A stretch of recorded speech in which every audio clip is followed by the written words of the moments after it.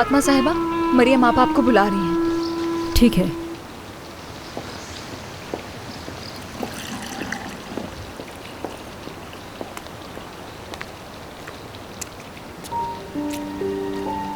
Good morning. Good morning सिनान साहब। सिनान साहब, please तुम मुझे साहब कहकर मत बुलाया करो।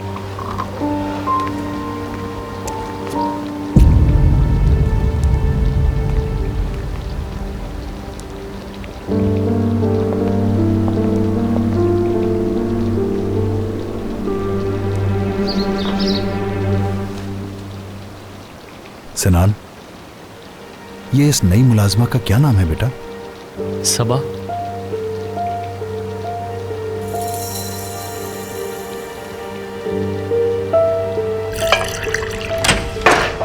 वो सबा कह रही थी आप मुझे बुला रही हैं। जी आए फातिमा साहिबा।